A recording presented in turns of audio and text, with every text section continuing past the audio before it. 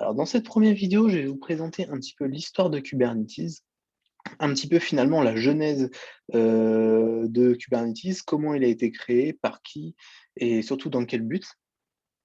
Donc, ce qu'il faut savoir, c'est que Kubernetes est un projet open source développé par Google en 2015. Cependant, nous pouvons voir les premiers travaux qui ont été faits par une équipe d'ingénieurs de Google, au nombre de 7, à partir de la mi-2014. Donc, 7, c'est un nombre qui est assez important parce que vous allez pouvoir retrouver le nombre de bâtons dans le logo Kubernetes correspond au nombre d'ingénieurs qui ont développé le projet Kubernetes. Alors, bien évidemment, ils étaient beaucoup plus nombreux que 7, mais les principaux ingénieurs de cette technologie étaient au nombre de 7. Alors, finalement, Kubernetes n'est pas si nouveau que ça.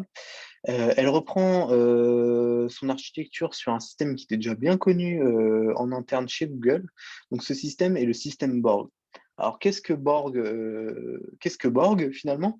Donc, Borg est un OS utilisé dans les data centers de Google. Et finalement, il est utilisé pour gérer les workloads et déterminer quelle machine recevra quel traitement. Donc finalement, vous pouvez voir que à travers ça, nous pouvons retrouver les prémices de ce qu'est Kubernetes aujourd'hui. Donc voilà, et finalement, donc une fois Kubernetes créé, Google a voulu partager cette technologie au plus grand nombre, et principalement avec les plus grands acteurs tech du monde. Donc pour ça, ils ont fait un partenariat avec la fondation Linux pour créer la Cloud Native Computing Foundation.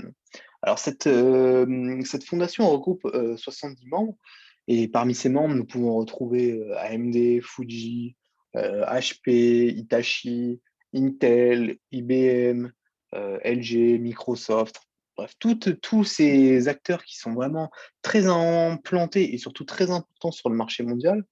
Et finalement, dans le but vraiment de répandre cette technologie pour qu'elle soit déjà non enterrée et finalement utilisée par le plus grand nombre,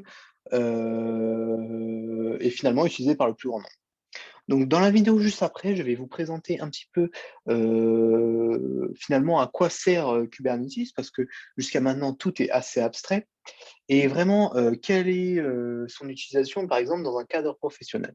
Donc, nous nous retrouvons à la prochaine vidéo,